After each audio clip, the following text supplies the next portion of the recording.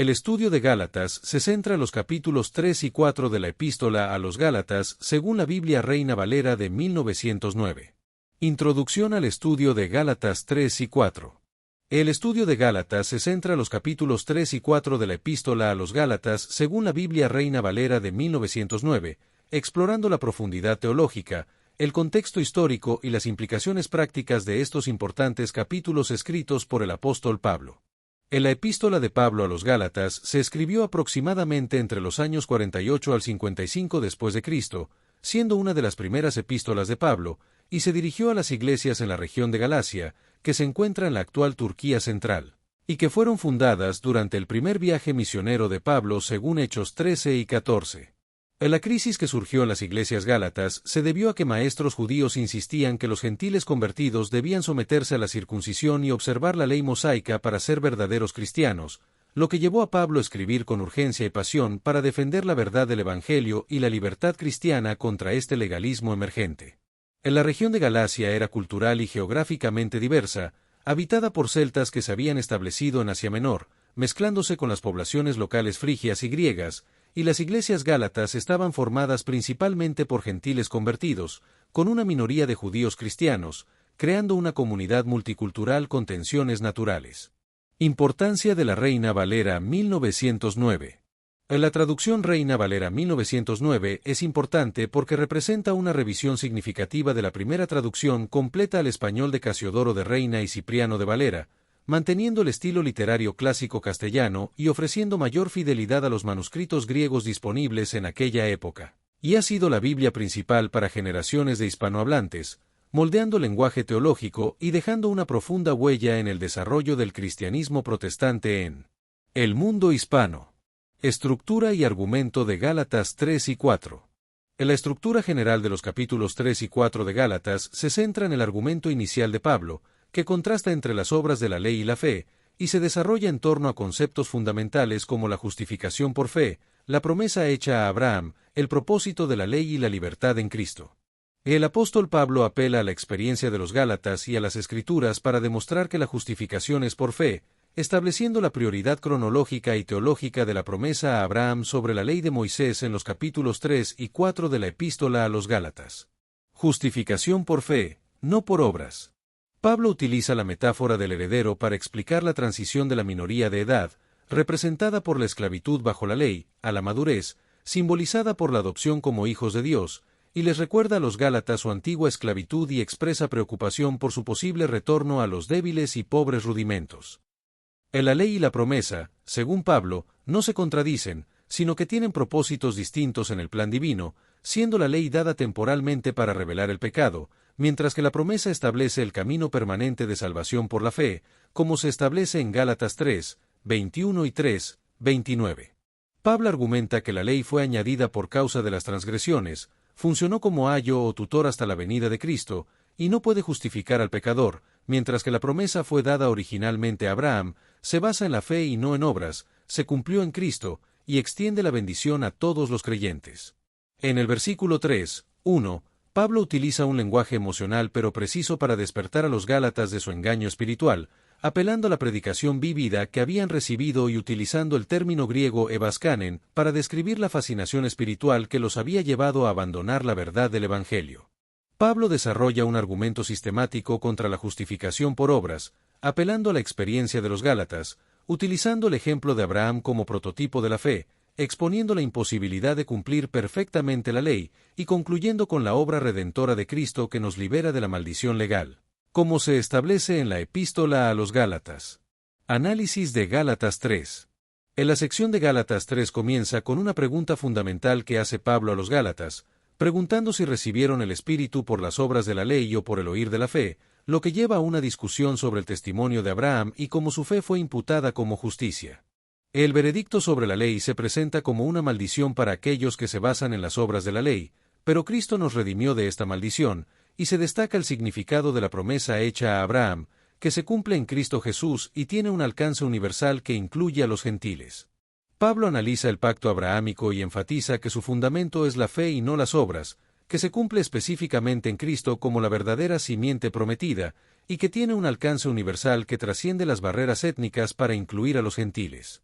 Se explica que la ley no fue dada como un medio de salvación, sino como una medida temporal con propósitos específicos, como revelar el pecado humano y preparar el camino para el cumplimiento de la promesa en Cristo, y que la ley funcionó como un ayo o tutor que ejerció una autoridad temporal hasta la venida de Cristo.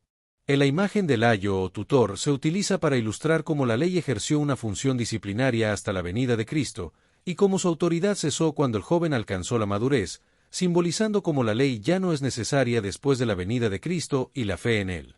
La ley impone restricciones externas y señala las faltas, pero no puede transformar internamente ni otorgar la justicia que solo viene por la fe en Cristo, quien es el cumplimiento de la promesa y la simiente a la que se refiere la Biblia en Gálatas 3, 16. Cristo nos redimió de la maldición de la ley, como se menciona en Gálatas 3, 13, y nos permite recibir la promesa del Espíritu por la fe, lo que crea una nueva comunidad de fe que trasciende las divisiones étnicas, sociales y de género. La unidad de los creyentes se basa en la fe en Cristo Jesús, como se establece en Gálatas 3, 26, y Pablo presenta a Cristo como el punto culminante del plan divino, en quien convergen y se cumplen todas las promesas hechas a Abraham. Libertad en Cristo y adopción como hijos de Dios, Gálatas 4. La libertad espiritual en Cristo es multidimensional e incluye la liberación de la esclavitud a la ley como sistema de justificación, el fin de las divisiones sociales, étnicas y de género, y una nueva identidad como hijos y herederos de Dios, como se menciona en Gálatas 4, 7. Pablo enfatiza que esta libertad debe ser vivida en comunidad, reconociendo la igualdad fundamental de todos los creyentes en Cristo, y que no es libertinaje moral, sino la capacidad de servir a Dios desde una relación filial basada en el amor y no en el temor al castigo. El concepto de adopción como hijos de Dios se ilustra a través de la metáfora legal romana de la adopción, donde Dios envió a su Hijo para redimir a los que estaban bajo la ley y para que recibieran la adopción de hijos, como se establece en Gálatas 4, 5. La manifestación del Espíritu en los corazones de los creyentes es un resultado de la adopción, y se caracteriza por el clamor de Abba, Padre, como se menciona en Gálatas 4, 6, lo que refleja la nueva relación filial y la libertad espiritual que se tiene en Cristo. En la cultura romana, la adopción otorgaba al adoptado todos los derechos y privilegios de un hijo biológico, incluyendo la herencia completa y la extinción de todas las deudas y obligaciones anteriores, lo que se relaciona con la comparación que Pablo establece entre la esclavitud bajo la ley y la libertad en Cristo. En la esclavitud bajo la ley se caracteriza por una relación de temor y obligación con Dios, mientras que la libertad en Cristo se caracteriza por una relación filial, íntima y segura basada en la obra completa de Cristo y el testimonio interno del Espíritu, como se ve en la comparación entre como siervos temerosos y como hijos amados. Alegoría de Sara y Agar, Gálatas 4, 21 al 31. Pablo utiliza una interpretación alegórica de la historia de Abraham para ilustrar la relación entre los dos pactos divinos, donde el pacto del Sinaí se representa por Agar, quien engendra para servidumbre y corresponde a la Jerusalén terrenal, mientras que el pacto de la promesa se representa por Sara, quien engendra para libertad y corresponde a la Jerusalén celestial. En la alegoría paulina identifica el monte Sinaí con Agar, la esclava egipcia, sugiriendo que el pacto del Sinaí genera una relación de servidumbre, mientras que la libertad en Cristo se caracteriza por una relación de hijos amados, como se ve en la frase «ya no eres más siervo, sino hijo». En la gráfica que compara a Sara y Agar según Gálatas 4, 21 al 31 muestra la oposición entre la libertad y la esclavitud, la promesa y la falta de promesa, el espíritu y la ausencia de espíritu, y la permanencia y la temporalidad, destacando la importancia de la libertad en Cristo y la relación filial con Dios. Los creyentes son identificados como hijos de la promesa, como Isaac, nacidos por el Espíritu y herederos de la promesa, y son perseguidos por los nacidos según la carne, lo que subraya la tensión entre la esclavitud y la libertad, y la importancia de la fe en Cristo para obtener la verdadera libertad. La mujer libre, Sara, representa el pacto de la promesa basado en la fe, que engendra hijos libres nacidos según el Espíritu, mientras que la esclava, Agar, representa el pacto del Sinaí que engendra para servidumbre a hijos nacidos según la carne. Y Pablo reinterpreta radicalmente la historia patriarcal para mostrar que los verdaderos descendientes de Abraham no son los judíos étnicos, sino los creyentes en Cristo.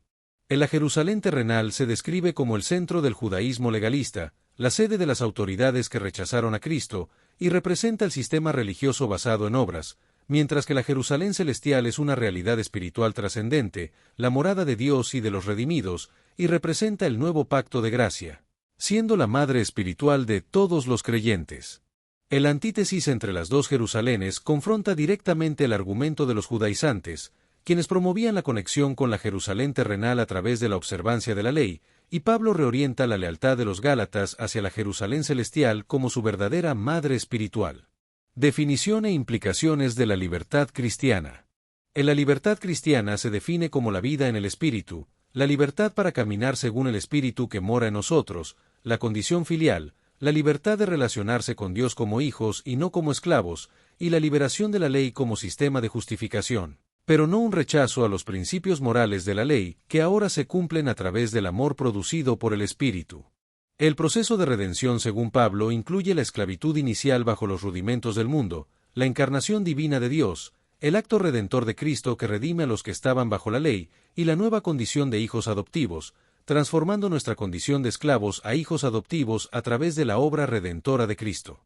En la redención cristiana no se limita a un simple rescate de la culpa, sino que implica una transformación completa de la identidad y el estatus ante Dios, lo que se logra a través de la acción del Espíritu Santo en la vida del creyente. El papel del Espíritu Santo. El Espíritu Santo juega un papel fundamental en la teología paulina, especialmente en el libro de Gálatas, ya que confirma la adopción del creyente como hijo de Dios, le da la capacidad de clamar Abba, Padre, y le permite vivir una nueva vida en libertad.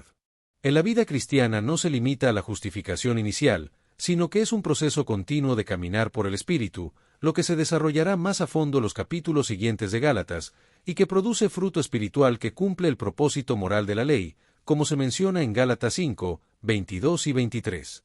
Versículos clave de Gálatas 3 y 4. El versículo Gálatas 3, 16 establece la centralidad cristológica de las promesas divinas, argumentando que el término hebreo sera, simiente, se refiere proféticamente a Cristo como el verdadero heredero de las promesas abrahámicas. El versículo Gálatas 3, 28 proclama la abolición de las divisiones étnicas, sociales y de género, afirmando la igualdad fundamental de todos los creyentes en cuanto a su valor, dignidad y posición en Cristo. El versículo Gálatas 4, 31 establece la identidad definitiva de los creyentes como hijos de la mujer libre, invitándolos a abrazar plenamente esta libertad y a resistir cualquier intento de someterlos nuevamente a la esclavitud de la ley. Importancia de la precisión textual en la Reina Valera 1909. El texto original de Gálatas fue escrito en griego koiné, y Pablo demuestra un manejo sofisticado de esta lengua, empleando sutilezas gramaticales para reforzar sus argumentos teológicos, como se ve en la alegoría de Sara y Agar, y en la interpretación teológica de los versículos clave. Gálatas capítulos 3 y 4 en la Biblia Reina Valera 190 destaca la importancia de la precisión textual en la interpretación teológica de los capítulos 3 y 4 de Gálatas, donde la traducción de la Reina Valera 1909 mantiene una fidelidad notable a los matices del texto griego original. Entre los elementos lingüísticos notables de la traducción de la Reina Valera 1909 se encuentran el uso del tiempo perfecto en 3, 1, la distinción entre singular y plural en 3, 16, y el cambio entre voz activa y pasiva para enfatizar la iniciativa divina en el proceso de salvación. En la comparación con otras traducciones bíblicas muestra que la Reina Valera 1909 mantiene connotaciones culturales y teológicas importantes, como el término ayo en Gálatas 3, 24, la ambigüedad del original en Gálatas 4, 6, y la metáfora maternal de Pablo en Gálatas 4, 19. La precisión textual es fundamental para una correcta interpretación teológica, ya que varios argumentos de Pablo dependen de sutilezas lingüísticas del texto original, como su interpretación cristológica en 3, 16, su argumento cronológico en 3, 17, y su alegoría en 4, 21-31. Hermenéutica de Gálatas 3 y 4. En la hermenéutica de Gálatas 3 y 4 requiere considerar el contexto histórico-cultural de la controversia judaizante, la naturaleza retórica de los argumentos de Pablo, y el trasfondo veterotestamentario de conceptos como promesa, ley, pacto y libertad. Y un principio hermenéutico clave es reconocer cuando Pablo emplea alegorías y distinguir entre sus aplicaciones específicas y los principios teológicos universales. El análisis contextual, la interpretación dentro del contexto histórico y literario de la epístola completa, la comparación intertextual y el análisis léxico-sintáctico son herramientas importantes para una aproximación hermenéutica sólida a Gálatas 3 y 4. Aplicaciones prácticas de Gálatas 3 y 4. En la integración teológica de la epístola a los Gálatas se conecta con temas más amplios de la teología paulina y bíblica, y ofrece aplicaciones prácticas para la vida cristiana, como la liberación del legalismo y la creación de comunidades inclusivas.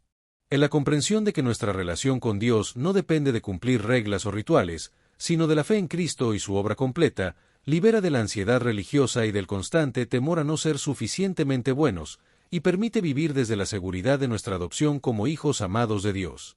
El concepto de fe en la epístola a los Gálatas es una confianza activa en Cristo y su obra redentora que transforma toda la existencia, y se expresa en una vida guiada por el Espíritu que naturalmente produce frutos de justicia, como se menciona en Gálatas 3, 2, 2, 16, 3, 14 y 3, 11, citando Habacuc 2, 4.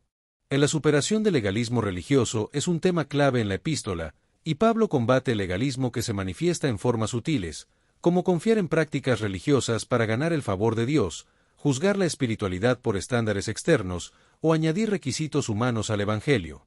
Y ofrece un equilibrio entre los extremos del legalismo y el libertinaje, destacando que la libertad cristiana es la capacidad de servir a Dios desde el amor y no desde el temor.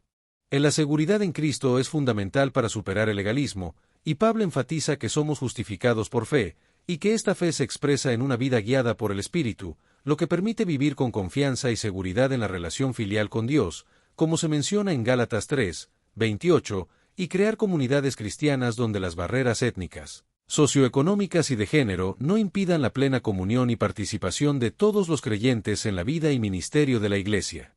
Cuando comprendemos que ya somos hijos amados de Dios, no necesitamos ganar su aprobación mediante el cumplimiento de reglas, y esto se refleja en la unidad de los creyentes en Cristo, que se basa en un solo evangelio de gracia que salva a todos los creyentes, independientemente de su trasfondo. La unidad en Cristo trasciende las barreras étnicas, sociales y de género que dividían al mundo antiguo, y se establece sobre la base de que todos los creyentes son igualmente hijos de Dios y herederos de las promesas en Cristo, como se afirma en Gálatas 3, 28, que dice: no hay judío, ni griego, no hay siervo, ni libre, no hay varón, ni hembra, porque todos vosotros sois uno en Cristo Jesús. En la metáfora de la herencia utilizada por Pablo en Gálatas 3, 29 y 4, 7 muestra que los creyentes, como hijos de Dios por la fe en Cristo, se convierten en legítimos herederos de todas las promesas hechas a Abraham, y esta herencia no se obtiene por descendencia física de Abraham o por observancia de la ley, sino únicamente por la unión con Cristo, quien es la verdadera simiente de Abraham. La conexión entre adopción y herencia era inseparable en el mundo romano, y Pablo utiliza este concepto legal para ilustrar nuestra posición en Cristo, destacando que los creyentes ya no son siervos, sino hijos de Dios y herederos de sus promesas por medio de Cristo. La unidad de los creyentes en Cristo se basa en la reconciliación de la diversidad bajo el señorío de Cristo, y no en la uniformidad, lo que significa que las diferencias naturales ya no determinan el valor, la dignidad o el acceso a Dios de las personas, como se establece en la enseñanza de Pablo en Gálatas. La metáfora legal en Gálatas 3 a 4 subvierte el argumento judaizante, mostrando que los gentiles convertidos ya son plenos herederos sin necesidad de la circuncisión u otras prácticas judías, y que el proceso de madurez espiritual es un tema clave en la enseñanza de Pablo. Del proceso de madurez espiritual se describe en varias etapas, incluyendo el estado infantil, la disciplina de la ley, la redención en Cristo y la vida en el Espíritu, como se ve en Gálatas 4, 1 y 2, 3, 24, 4, 4 y 5 y 4, 6, respectivamente. La ley representaba una fase necesaria pero temporal de tutela, diseñada para llevar a la humanidad y a cada creyente a la madurez en Cristo, y el análisis de los verbos y construcciones gramaticales en el texto original de Gálatas revela matices teológicos importantes. El concepto de herederos en Gálatas 3 y 4 tiene profundas raíces en las tradiciones bíblicas y culturales, y Pablo reinterpreta radicalmente este concepto para referirse a la recepción del Espíritu Santo, la justificación por fe y la adopción como hijos de Dios, que está disponible para todos los creyentes a través de la unión con Cristo. La transformación del creyente involucra un cambio radical de estatus y relación con Dios, y según Gálatas 3 y 4, esta transformación incluye la relación con Dios, la libertad espiritual, la certeza de salvación, el poder para vivir y la paz interior, como se ve en la comparación entre la vida antes de Cristo y la vida en Cristo. La transformación espiritual de los creyentes implica pasar de ser esclavos bajo los rudimentos del mundo a ser hijos y herederos de Dios, lo que se logra a través de la fe en Jesucristo y la presencia interna del Espíritu de su Hijo que produce una nueva identidad y un nuevo poder para vivir. Principios del crecimiento espiritual. El crecimiento espiritual se basa en principios como el fundamento de fe, donde el hombre no es justificado por las obras de la ley, sino por la fe de Jesucristo, y la identidad como hijos de Dios, que se confirma internamente por el testimonio del Espíritu. La gracia divina es un don inmerecido que se manifestó en el envío de Jesucristo para redimirnos y adoptarnos como hijos, y se opone al mérito y a las obras como sistemas mutuamente excluyentes de relacionarse con Dios. La gracia se expresa en las promesas incondicionales de Dios, que no dependen del cumplimiento humano, y se recibe únicamente mediante la fe, no por obras meritorias, como se establece en Gálatas 3:12, donde se dice que la ley no es de fe, sino, el hombre que los hiciere, vivirá en ellos. De la esclavitud a la libertad. El camino de la esclavitud a la libertad implica un proceso divino e histórico que involucra la iniciativa de Dios, la obra redentora de Cristo, y la respuesta de fe del creyente, como se describe en Gálatas 4:3-5, donde se establece que Dios envió a su Hijo para redimir a los que estaban bajo la ley. La permanencia en la libertad se logra estando firmes en la libertad con que Cristo nos hizo libres, y no volviendo a ser presos en el yugo de servidumbre, como se establece en Gálatas 5:1, donde se dice que estad, pues, firmes en la libertad con que Cristo nos hizo libres, y no volváis otra vez a ser presos en el yugo de servidumbre. Contexto histórico y literario de Gálatas. El proceso de conversión a la fe cristiana no es solo un cambio de estado legal, sino una transformación profunda de identidad y relación con Dios, y para entender este proceso es fundamental considerar el contexto histórico y literario en el que se escribió la Epístola a los Gálatas. La Epístola a los Gálatas se escribió en un contexto de controversia judaizante, en el que maestros insistían en que los gentiles convertidos debían circuncidarse y observar la ley mosaica, lo que generó tensiones entre cristianos judíos y gentiles, y confusión sobre el papel de la ley en la vida cristiana. En los capítulos 3 y 4 de la Epístola a los Gálatas deben interpretarse como parte del argumento global de la Epístola, en el que Pablo establece su autoridad apostólica, desarrolla su defensa teológica y explora las implicaciones prácticas de la fe cristiana. Y es importante considerar la relación con secciones anteriores y la preparación para aplicaciones posteriores para evitar interpretaciones anacrópicas o descontextualizadas. En la teología de la Epístola a los Gálatas se construye sobre fundamentos interconectados que sostienen su mensaje central de libertad en Cristo, incluyendo la suficiencia absoluta de la muerte y resurrección de Cristo para la salvación, la primacía de la promesa sobre la ley y la justificación por fe en Cristo. En la Epístola a los Gálatas también refleja elementos culturales del tiempo de Pablo, como la adopción romana, el concepto de adopción como hijos, la figura del pedagogo griego y la herencia patriarcal, que se utilizan para ilustrar la relación entre Dios y los creyentes, y la libertad y la responsabilidad que conlleva ser hijos de Dios. Justificación por fe y reinterpretación del concepto de hijos y herederos. La justificación por fe en Cristo es un tema central en la Epístola a los Gálatas, y se establece que la justificación viene exclusivamente por la fe en Cristo, no por obras de la ley, y que esta justificación por fe está arraigada en la promesa hecha a Abraham, que precede y trasciende la ley mosaica. En la reinterpretación de Pablo del concepto cultural de hijos y herederos espirituales en Cristo incluye tanto a hombres como a mujeres, lo que ofrece una visión más amplia y liberadora de la salvación. El mensaje de justificación por fe en Gálatas es relevante en la actualidad, ya que ofrece una alternativa a las tradiciones religiosas que enfatizan los rituales y las obras como medios de salvación, y en su lugar se basa en la gracia de Dios y la obra completa de Cristo.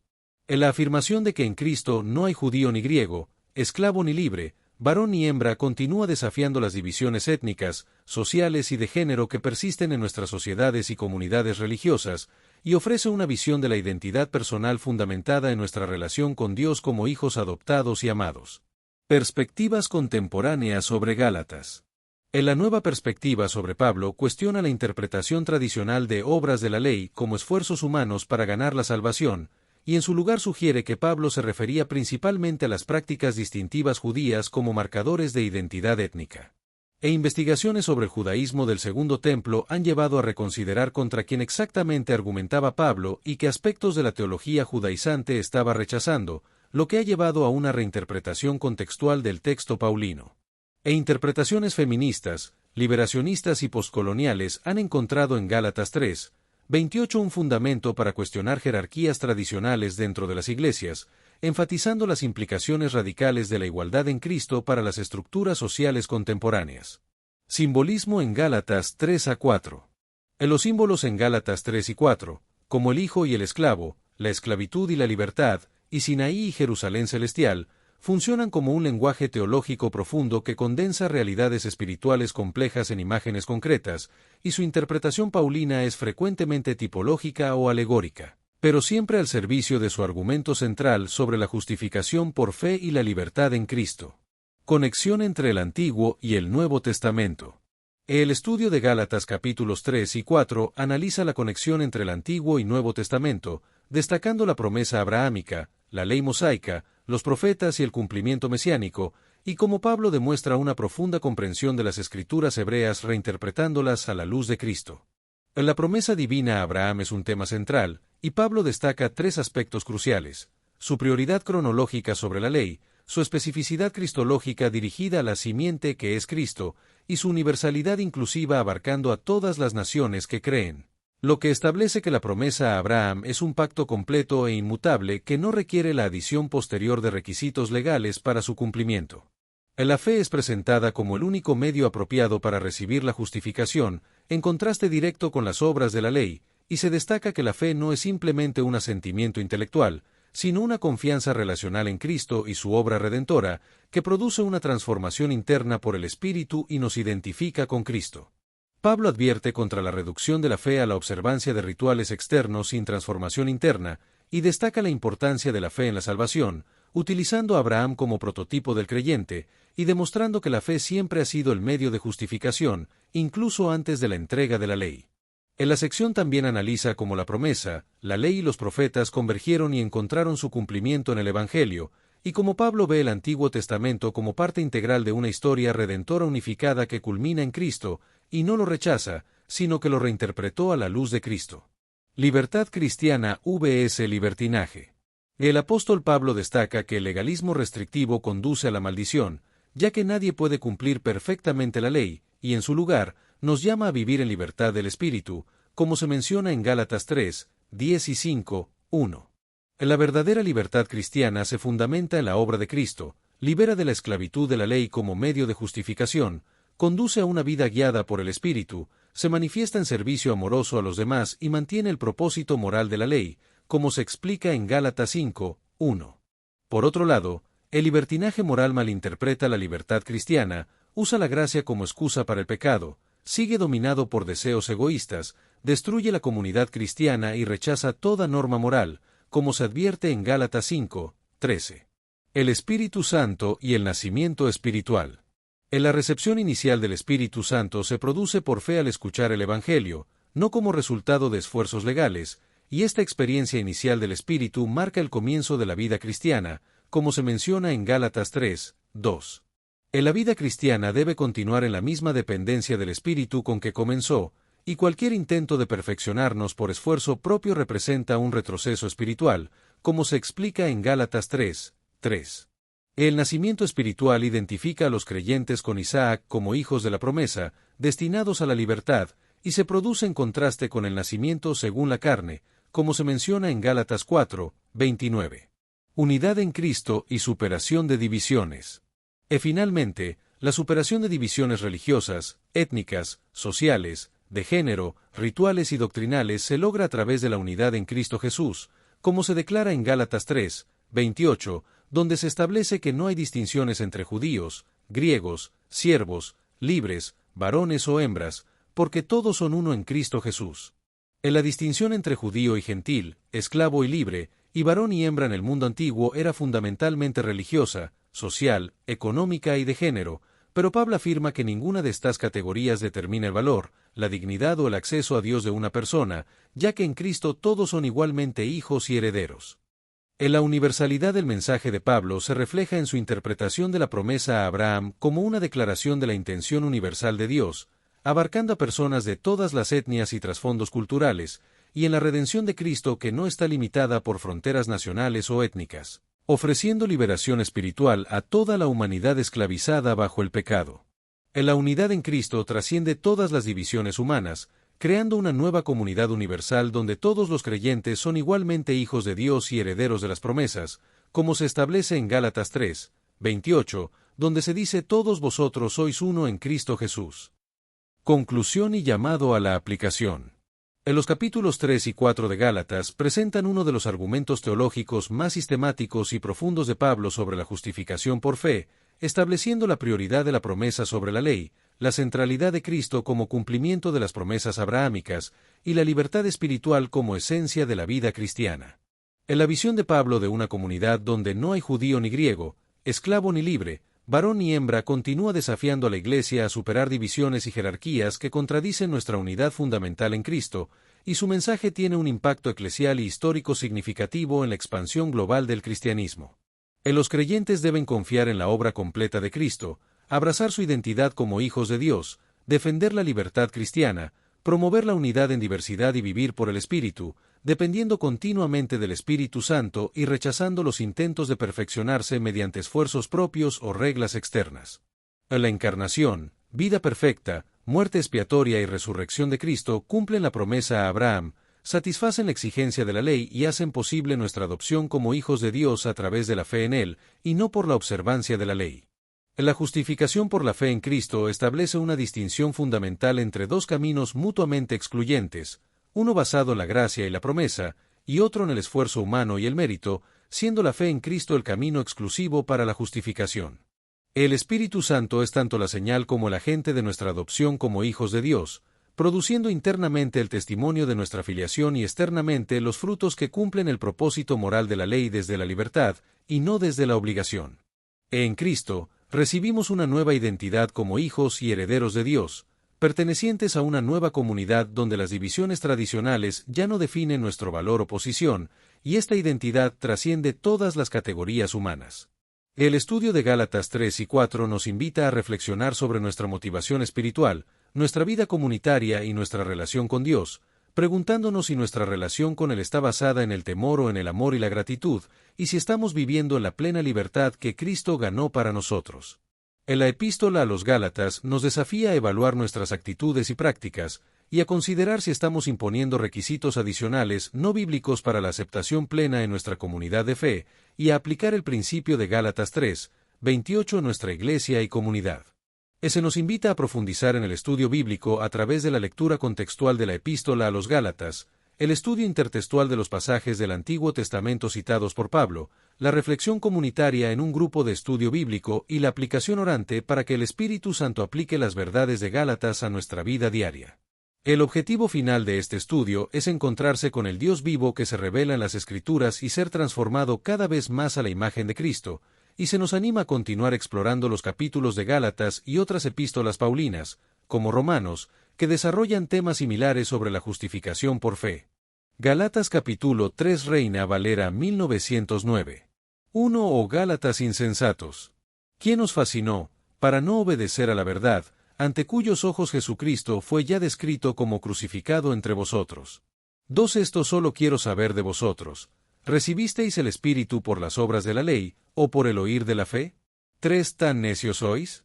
Habiendo comenzado por el Espíritu, ¿ahora os perfeccionáis por la carne? 4 ¿Tantas cosas habéis padecido en vano? Si empero en vano. 5 Aquel, pues, que os daba el Espíritu, y obraba maravillas entre vosotros, ¿hacíalo por las obras de la ley, o por el oír de la fe? 6 Como Abraham creyó a Dios, y le fue imputado a justicia. 7 Sabéis por tanto, que los que son de fe, los tales son hijos de Abraham. 8 Y viendo antes la Escritura que Dios por la fe había de justificar a los gentiles, evangelizó antes a Abraham, diciendo, en ti serán benditas todas las naciones. 9 Luego los de la fe son benditos con el creyente Abraham. 10 Porque todos los que son de las obras de la ley, están bajo de maldición. Porque escrito está, maldito todo aquel que no permaneciere en todas las cosas que están escritas en el libro de la ley, para hacerlas. 11 Más por cuanto por la ley ninguno se justifica para con Dios, queda manifiesto, que el justo por la fe vivirá. 12 La ley también no es de la fe, sino, el hombre que los hiciere, vivirá en ellos. 13 Cristo nos redimió de la maldición de la ley, hecho por nosotros maldición, porque está escrito, maldito cualquiera que es colgado en madero, emoticón o cara sonriente. 14 Para que la bendición de Abraham fuese sobre los gentiles en Cristo Jesús, para que por la fe recibamos la promesa del Espíritu. 15 Hermanos, hablo como hombre, aunque un pacto sea de hombre, con todo, siendo confirmado, nadie lo cancela, o le añade. 16 A Abraham fueron hechas las promesas, y a su simiente. No dice, y a las simientes, como de muchos, sino como de uno, y a tu simiente, la cual es Cristo. 17 Esto pues digo, que el contrato confirmado de Dios para con Cristo, la ley que fue hecha 430 años después, no lo abroga, para invalidar la promesa. 18 Porque si la herencia es por la ley, ya no es por la promesa, empero Dios por la promesa hizo la donación a Abraham. 19 Pues ¿de qué sirve la ley? Fue puesta por causa de las rebeliones, hasta que viniese la simiente a quien fue hecha la promesa, ordenada aquella por los ángeles en la mano de un mediador. 20 Y el mediador no es de uno, pero Dios es uno. 21 ¿Luego la ley es contra las promesas de Dios? En ninguna manera, porque si la ley dada pudiera vivificar, la justicia fuera verdaderamente por la ley. 22 Más encerró la Escritura todo bajo pecado, para que la promesa fuese dada a los creyentes por la fe de Jesucristo. 23 Empero antes que viniese la fe, estábamos guardados bajo la ley, encerrados para aquella fe que había de ser descubierta. 24 De manera que la ley nuestro ayo fue para llevarnos a Cristo, para que fuésemos justificados por la fe. 25 Más venida la fe, ya no estamos bajo ayo. 26 Porque todos sois hijos de Dios por la fe en Cristo Jesús. 27 Porque todos los que habéis sido bautizados en Cristo, de Cristo estáis vestidos. 28 No hay judío, ni griego, no hay siervo, ni libre, no hay varón, ni hembra, porque todos vosotros sois uno en Cristo Jesús. 29 Y si vosotros sois de Cristo, ciertamente la simiente de Abraham sois, y conforme a la promesa los herederos. Galatas capítulo 4 Reina Valera 1909. 1 También digo, entre tanto que el heredero es niño, en nada difiere del siervo, aunque es señor de todo. 2 Más está debajo de tutores y curadores hasta el tiempo señalado por el Padre. 3 Así también nosotros, cuando éramos niños, éramos siervos bajo los rudimentos del mundo. 4 Más venido el cumplimiento del tiempo, Dios envió su Hijo, hecho de mujer, hecho súbdito a la ley. 5 Para que redimiese a los que estaban debajo de la ley, a fin de que recibiésemos la adopción de hijos. 6 Y por cuanto sois hijos, Dios envió el Espíritu de su Hijo en vuestros corazones, el cual clama, Abba, Padre. 7 Así que ya no eres más siervo, sino hijo, y si hijo, también heredero de Dios por Cristo. 8 Antes, en otro tiempo, no conociendo Dios, servíais a los que por naturaleza no son dioses. 9 Más ahora, habiendo conocido a Dios, o más bien, siendo conocidos de Dios, ¿cómo os volvéis de nuevo a los flacos y pobres rudimentos, en los cuales queréis volver a servir? 10 Guardáis los días, y los meses, y los tiempos, y los años. 11 Temo de vosotros, que no haya trabajado en vano en vosotros. 12 Hermanos, os ruego, sed como yo, porque yo soy como vosotros, ningún agravio me habéis hecho. 13 Que vosotros sabéis que por flaqueza de carne os anuncié el Evangelio al principio. 14 Y no desechasteis ni menospreciasteis mi tentación que estaba en mi carne, antes me recibisteis como a un ángel de Dios, como a Cristo Jesús. 15 ¿Dónde está pues vuestra bienaventuranza? Porque yo os doy testimonio que si se pudiera hacer, os hubierais sacado vuestros ojos para dármelos. 16 Heme pues hecho vuestro enemigo, diciéndoos la verdad. 17 Tienen celos de vosotros, pero no bien, antes os quieren echar fuera para que vosotros los celéis a ellos. 18 Bueno es ser celosos en bien siempre, y no solamente cuando estoy presente con vosotros. 19 Hijitos míos, que vuelvo otra vez a estar de parto de vosotros, hasta que Cristo sea formado en vosotros. 20 Querría cierto estar ahora con vosotros, y mudar mi voz, porque estoy perplejo en cuanto a vosotros. 21 Decime, los que queréis estar debajo de la ley, ¿no habéis oído la ley? 22 Porque escrito está que Abraham tuvo 2 hijos, uno de la sierva, el otro de la libre. 23 Más el de la sierva nació según la carne, pero el de la libre nació por la promesa. 24 Las cuales cosas son dichas por alegoría, porque estas mujeres son los 2 pactos, el uno ciertamente del monte Sinaí, el cual engendró para servidumbre, que es Agar.